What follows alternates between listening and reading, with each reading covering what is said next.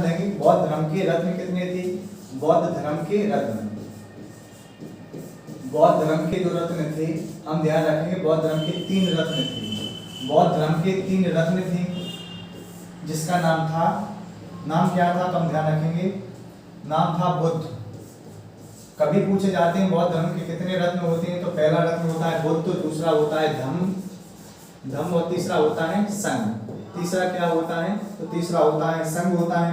जबकि इसमें हम ध्यान रखेंगे कि अगर देखा जाएगा कि बौद्ध धर्म के कितने रत्न हैं तो 3 रत्न हैं। बुद्ध का अर्थ क्या होता है जिसने अपने आप को जान लिया हो, जिसने अपने आप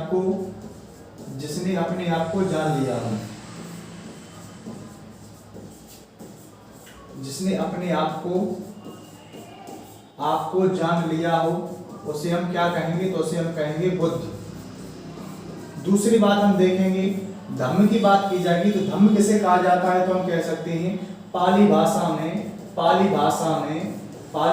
में धर्म को क्या कहा जाता है तो धर्म को कहा जाता है धम्म। पाली भाषा में धर्म को क्या कहा जाता है धम्म कहा जाता है।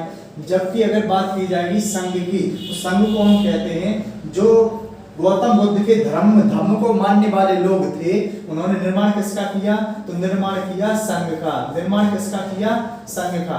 अगर पेपर में आता है कि बौद्ध धर्म के कुल कितने रत्न हैं तो बौद्ध धर्म के रत्न होते हैं 3। कौन कौन से बुद्ध, धम्म और संघ। बुद्ध का अर्थ क्या होता है जिसने अपने आप को जान लिया हो। धम्म क्या होता है तो पाली भाषा में धर्म को क्या कहते हैं धम्म कहते हैं। जबकि संघ किसे कहा जाता है जो भी बौद्ध धर्म को मानने वाले लोग हैं उन्हें वह किसका निर्माण करते हैं वह निर्माण करते हैं संघ का। जबकि अगर देखा जाता है कि इनका एक प्रमुख ग्रंथ होता है बौद्ध धर्म का एक प्रमुख ग्रंथ होता है जिसका नाम क्या होता है तो जिसका नाम होता है त्रिपिटक। जिसका नाम क्या होता है त्रिपिटक। तो त्रिपिटक की बात की जाएगी तो त्रिपिटक को हम कह सकते हैं 3 भागों में बांटा जाता है।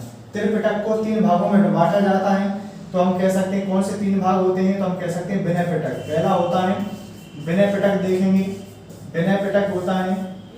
दूसरा होता है सुत्त पिटक, दूसरा होता है सुत्त पिटक होता है और तीसरा होता है अभिधम्म पिटक। तीसरा कौन सा पिटक होता है तो तीसरा होता है अभिधम्म पिटक की बात की जाएगी तो हम ध्यान रखेंगे कि तीसरा ये पिटक होता है अभिधम्म पिटक। अब बात की जाती है कि ये जो पिटक थे ये क्यों बनाए गए थे, इनमें क्या सिद्धांत दिए जाते हैं तो हम यहाँ ध्यान रखेंगे कि विनय पिटक में इनके जो सिद्धांत थे कि संघ का संचालन कैसे किया जाएगा।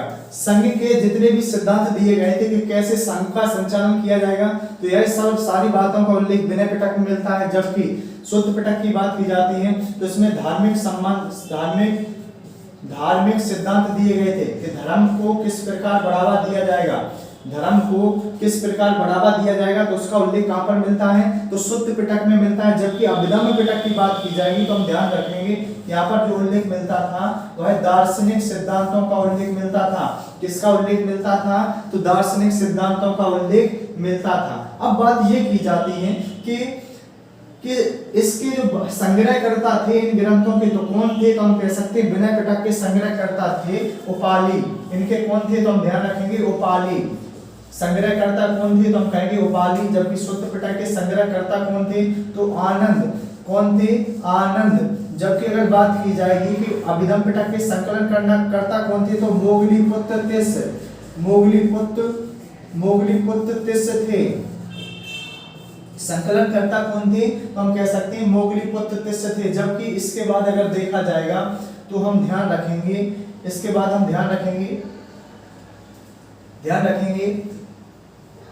ग्रंथों को। बौद्ध धर्म के प्रमुख ग्रंथ की अगर बात की जाएगी तो हम ध्यान रखेंगे ग्रंथों को। और ग्रंथों में देखा जाएगा सर्वप्रथम हम देखेंगे कि बौद्ध धर्म का एक ग्रंथ होता है जिसका नाम है जातक। नाम क्या होता है जातक।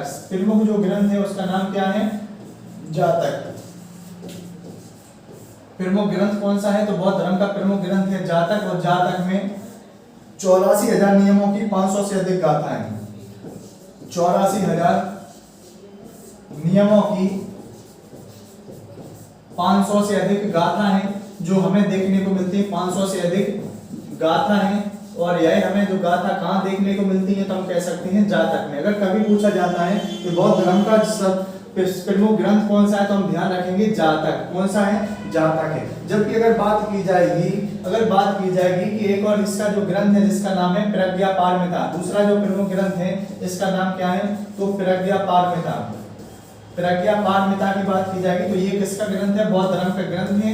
और जबकि इसके जो लेखक थे, इसके लेखक कौन थे, तो नागार्जुन। कौन लेखक थे, तो नागार्जुन इसके लेखक होते हैं। और ये किससे जुड़ा हुआ था, हम कह सकते हैं महायान संप्रदाय से यह जुड़ा हुआ था। महायान संप्रदाय से यह जुड़ा हुआ था। दूसरा प्रमुख ग्रंथ की बात की जाएगी तो हम ध्यान रखेंगे कौन सा ग्रंथ है, प्रज्ञापारमिता। जबकि नेक्स्ट ग्रंथ की अगर बात की जाए तो हम ध्यान रखेंगे कौन सा ग्रंथ है, तो नेक्स्ट ग्रंथ है जिसका नाम है थेरीगाथा और थोरीगाथा। तीसरा ग्रंथ है कौन सा है, थेरीगाथा और चौथा जो ग्रंथ है वह है थोरीगाथा। वह कौन सा ग्रंथ है, तो थोरीगाथा है। और थोरीगाथा और थेरीगाथा में अंतर क्या है, तो हम कह सकते हैं थेरीगाथा ग्रंथ में जानकारी मिलती है बौद्ध भिक्षुओं की। इसमें जानकारी किसकी मिलती है, बौद्ध भिक्षुओं की जानकारी मिलती है। जबकि अगर बात की जाएगी थोरीगाथा की तो यहाँ पर जानकारी मिलती है बौद्ध भिक्षुणियों की। यहाँ पर जानकारी किसकी मिलती है, तो बौद्ध भिक्षुणियों की यहाँ पर जानकारी मिलती है। बौद्ध भिक्षुणियों की जानकारी यहाँ मिलती है। तो सर्वप्रथम अगर ग्रंथों की बात की जाएगी तो हम 4 ग्रंथ इनके ध्यान रखेंगे। पहला ग्रंथ कौन सा होता है, जातक। और जातक बौद्ध धर्म का प्रमुख ग्रंथ है। 84,000 नियमों की 500 से अधिक गाथा का इसमें उल्लेख मिलता है। दूसरा प्रमुख ग्रंथ क्या है, प्रज्ञापारमिता के लेखक कौन है, तो नागार्जुन है। और यह इसकी जो यह किससे जुड़ा हुआ है, तो महायान संप्रदाय में जुड़ा हुआ है। थेरीगाथा की बात की जाएगी तो यह बौद्ध भिक्षुओं का ग्रंथ है, जबकि थोरीगाथा बौद्ध भिक्षुणियों का ग्रंथ है। थोरीगाथा किसका ग्रंथ है, बौद्ध भिक्षुणियों का ग्रंथ है। अगर बात की जाएगी कि इनके त्योहार कौन से होते हैं, बौद्ध धर्म के त्योहार, तो हम कह सकते हैं बौद्ध धर्म का त्योहार होता है वैशाख पूर्णिमा। पहला जो त्योहार होता है वैशाख पूर्णिमा की बात की जाएगी तो हम ध्यान रखेंगे पहला जो त्योहार होता है वह कौन सा होता है, तो वैशाख पूर्णिमा होता है। पहला त्योहार होता है वह कौन सा है, तो हम ध्यान रखेंगे वैशाख पूर्णिमा। और वैशाख पूर्णिमा को त्योहार की दृष्टि क्यों माना जाता है बौद्ध धर्म को, तो हम ध्यान रख सकते हैं जिस समय सिद्धार्थ का जन्म हुआ था, जन्म भी सिद्धार्थ का हम कह सकते हैं वैशाख पूर्णिमा के दिन होता है। तथा ज्ञान प्राप्ति भी सिद्धार्थ को वैशाख पूर्णिमा के दिन होती है। जबकि महापरिनिर्वाण मृत्यु की बात की जाएगी ये भी हम कह सकते हैं वैशाख पूर्णिमा के दिन होता है। इसी तरह बौद्ध धर्म का ये प्रमुख त्योहार माना जाता है। जबकि अगर बात की जाएगी और कौन सा त्योहार होता है तो हम ध्यान रखेंगे दूसरा जो प्रमुख त्योहार है जिसका नाम है पबरन नामक जो त्योहार होता है। और यह क्या कहता है, तो हम कह सकते हैं बौद्ध भिक्षु इसमें अपने गुनाह को कबूलते हैं। बौद्ध भिक्षु अपने गुनाह को कबूलते हैं। बौद्ध भिक्षु अपने गुनाह को हम कह सकते हैं गुनाह को यहाँ पर कबूलते हैं। अगर कभी पूछा जाता है कि ये जो त्योहार होता है इसमें क्या होता है, तो हम कह सकते हैं बौद्ध भिक्षु अपने गुनाह को कबूलते हैं। और किस त्योहार में कबूलते हैं, तो पबरन नामक त्योहार में। जबकि अगर बात की जाएगी नेक्स्ट जो त्योहार होता है उपासित त्योहार, जिसका नाम है उपासित त्योहार। उपासित की बात की जाएगी उपासित त्योहार की, तो हम ध्यान रखेंगे उपासित जो त्योहार होता है वह किस लिए होता है, तो सामान्य चर्चा के लिए इसका जो आयोजन किया जाता है वह किस लिए किया जाता है, तो सामान्य चर्चा के लिए इस त्योहार का आयोजन किया जाता है। तो सर्वप्रथम अगर देखा जाए बौद्ध धर्म के कौन कौन से त्योहार हैं तो हम ध्यान रखेंगे वैशाख पूर्णिमा है। और क्यों माना जाता है, क्योंकि इस दिन जन्म हुआ था सिद्धार्थ का, ज्ञान प्राप्ति हुई थी और मृत्यु। जबकि अगर पबरन त्योहार की बात की जाएगी तो इसमें क्या होता है, अपने गुनाह को कबूलते हैं। और कौन कबूलते हैं, तो बौद्ध भिक्षु कबूलते हैं। जबकि उपासित त्योहार कौन सा क्या होता है, इसमें सामान्य चर्चा की जाती है बौद्ध भिक्षुओं के द्वारा। जबकि अगर देखा जाएगा कि भारत का सबसे बड़ा बौद्ध मठ कहाँ पर है, तो हम ध्यान रखेंगे भारत का सबसे बड़ा बौद्ध मठ कहाँ पर है, तो सबसे बड़ा बौद्ध मठ है जिसका नाम है तपो मठ। जिसका नाम क्या है, तपो मठ है। और यह कहाँ पर है, तो यह है अरुणाचल प्रदेश में। यह कहाँ पर है, तो हम देखेंगे अरुणाचल प्रदेश में देखने को मिलता है। जबकि अगर बात की जाएगी नेक्स्ट पॉइंट की, तो हम ध्यान रखेंगे कि दूसरा जो मुख्य पॉइंट है कि चैत और बिहार में अंतर क्या होता है। तो चैत और बिहार में अंतर क्या होता है, तो हम ध्यान रखेंगे चैत तो होता है पूजनीय स्थल। चैत क्या होता है, तो चैत होता है पूजनीय स्थल। जबकि हम कह सकते हैं बिहार क्या होता है, जहाँ पर भिक्षु निवास करते हैं। इसे क्या कहा जाता है, तो जहाँ पर भिक्षु निवास करते हैं उसे क्या कहा जाता है, बिहार। अब हम कह सकते हैं कि जहाँ पर बौद्ध भिक्षु निवास करते हैं उसे क्या कहा जाता है, बिहार कहा जाता है। और इसी की वजह से हम कह सकते हैं एक राज्य का नाम भी पड़ता है, जिसका नाम पड़ता है, आज हम देखते हैं जो बिहार राज्य है, और बिहार में बिहारों की संख्या अधिक थी, इसी कारण इसका नाम क्या पड़ता है, बिहार पड़ता है। जबकि अगर देखा जाएगा, अगर बात की जाएगी कि संबोधि की बात की जाएगी, तो संबोधि क्या होती है, जब सिद्धार्थ ने ज्ञान का अर्जन कर लिया था उसे संबोधि कहा जाता है। लेकिन यहाँ पर संबोधि 3 प्रकार की होती है, श्रावक संबोधि,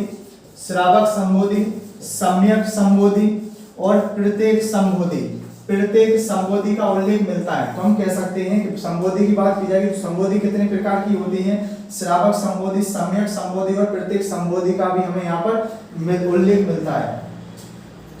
श्रावक संबोधि का भी यहाँ पर उल्लेख मिलता है। जबकि अगर देखा जाएगा कि भारत में कुल कितने परसेंट बौद्ध संख्या है, भारत में कुल कितने परसेंट बौद्ध संख्या है, तो हम ध्यान रखेंगे 0.6% हम कह सकते हैं बौद्ध संख्या यहाँ देखने को मिलती है। जबकि अगर बात की जाएगी कि पंचशील की बात की जाएगी, तो पंचशील पर बल देता है बौद्ध धर्म, पंचशील पर बल देता है। तो हम इसमें देख सकते हैं पंचशील में अहिंसा,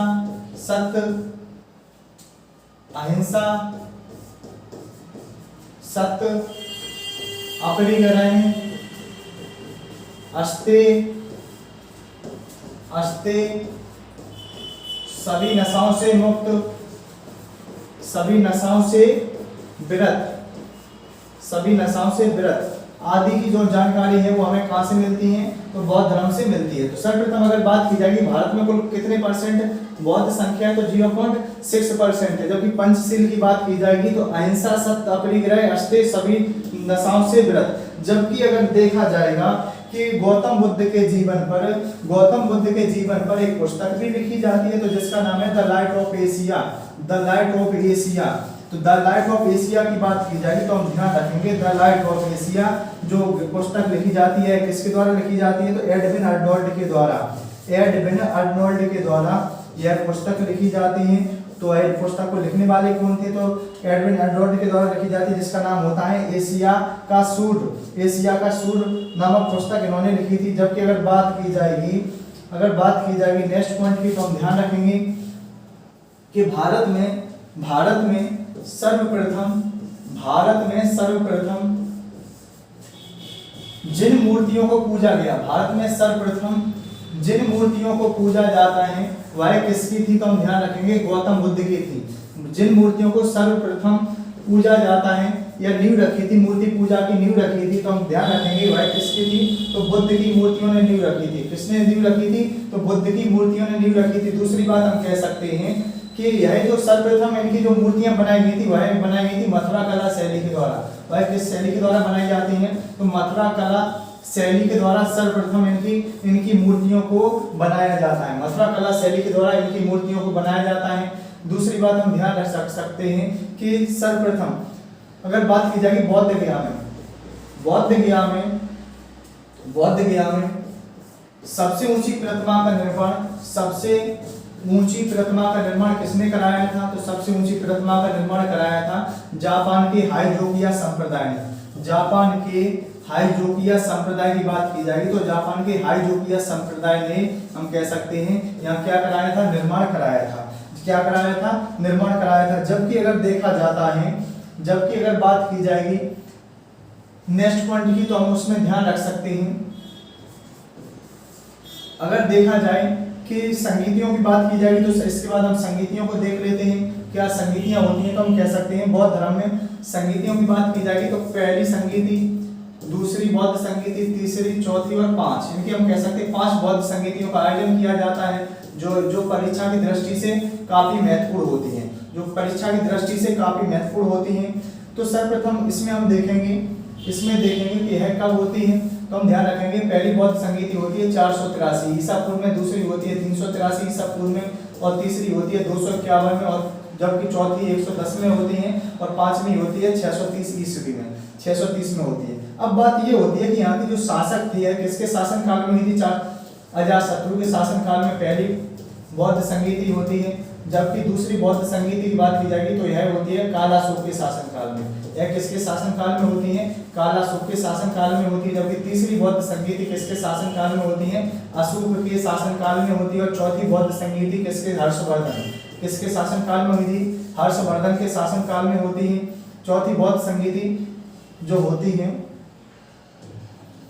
चौथी बौद्ध संगीति कनिष्क के शासन काल में होती है। चौथी बौद्ध संगीति किसके शासन काल में होती है, तो चौथी होती है कनिष्क के शासन काल में, जबकि पांचवी बौद्ध संगीति ये होती है हर्षवर्धन के शासन काल में होती है। अब बात ये हमें कभी पूछा जाता है कि प्रथम बौद्ध संगीति की बात की जाए कब होती है, 483 में, दूसरी बौद्ध संगीति 383 में होती है और तीसरी बौद्ध संगीति 251 में होती है, और जबकि चौथी बौद्ध संगीति की बात की जाएगी तो हम ध्यान रखेंगे 110 में होती है और 630 में कौन सी होती है, तो हम क्या ध्यान रखेंगे, हर्षवर्धन के शासन काल में हुई थी। और शासक कौन थे, तो शासक अजातशत्रु था प्रथम बौद्ध संगीति में, दूसरे में कालाशोक और तीसरे में अशोक और चौथे में कनिष्क और पांचवें में हर्षवर्धन थे।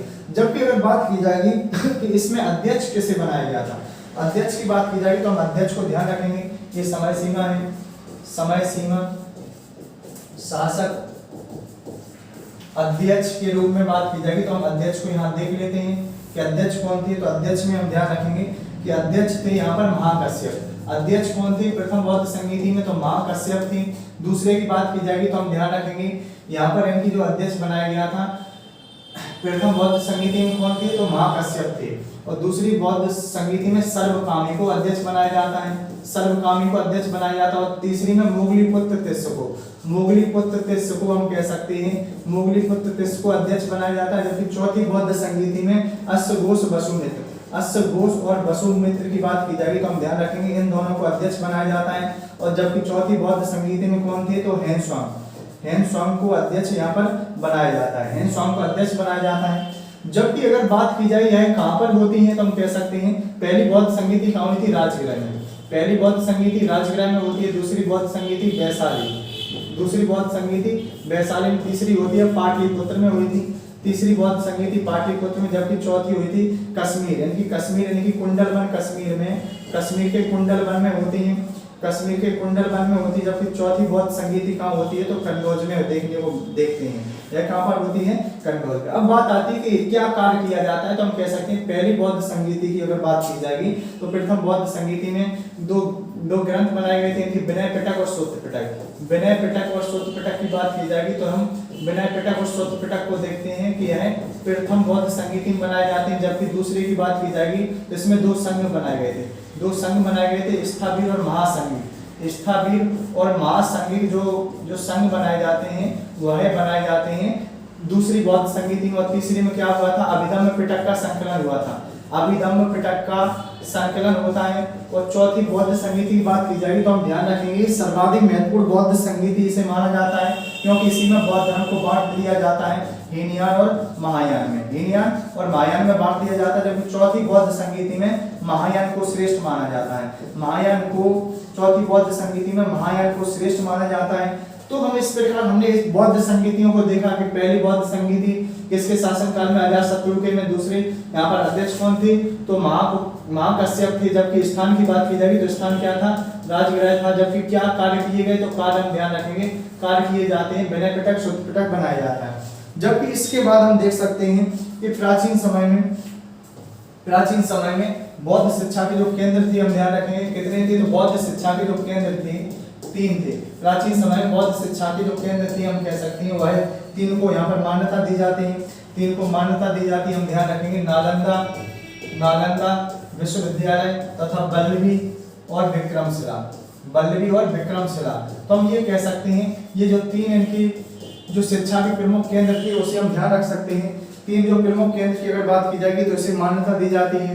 तो नालंदा, बल्लभी, विक्रमशिला, ये 3 इनकी मुख्य केंद्र माने जाते हैं। लेकिन यहाँ पर कहा जाता है कि नालंदा विश्वविद्यालय का जो निर्माण था, नालंदा विश्वविद्यालय का जो निर्माण था और यह कहाँ पर अवस्थित था, तो बिहार में अवस्थित था। कहाँ पर अवस्थित था, तो बिहार में अवस्थित था। जबकि बल्लभी की बात की जाएगी तो यह गुजरात में था। बल्लभी कहाँ पर था, तो गुजरात में था। जबकि नालंदा की बात की जाएगी तो इसका निर्माण किसने कराया, तो इसका निर्माण कराया था कुमारगुप्त ने। कुमारगुप्त के द्वारा हम कह सकते हैं इसका निर्माण कराया जाता है। जबकि बख्तियार खिलजी के द्वारा, बख्तियार खिलजी के द्वारा हम कह सकते हैं, बख्तियार खिलजी के द्वारा नालंदा विश्वविद्यालय को क्या कर दिया गया था, नष्ट कर दिया गया था। लेकिन अगर बात की जाएगी नव नालंदा बिहार की स्थापना, नव नालंदा बिहार की स्थापना किसके द्वारा की जाती है, नव नालंदा बिहार की स्थापना किसके द्वारा की जाती है, तो हम ध्यान रखेंगे 1193 में बिहार सरकार के द्वारा, 1193 में बिहार सरकार के द्वारा हम कह सकते हैं इसकी स्थापना की जाती है। बिहार सरकार के द्वारा इसकी स्थापना की जाती है। और जहाँ पर हम देखते हैं कि बिहार पाली एवं अनुसंधान केंद्र, पाली एवं अनुसंधान केंद्र यहाँ पर अवस्थित है। पाली एवं अनुसंधान केंद्र की बात की जाएगी तो हम देखते हैं कि यह यहाँ पर देखने को मिलता है। तो आज की जो वीडियो हमने पार्ट 2 को देखा, जबकि आज के वीडियो में हमने पार्ट 2 को देखा, जबकि इसके बाद हम पार्ट 3 को देखने वाले हैं, जहां पर इस वीडियो को हम कंप्लीट कर लेंगे। वीडियो देखने के लिए धन्यवाद।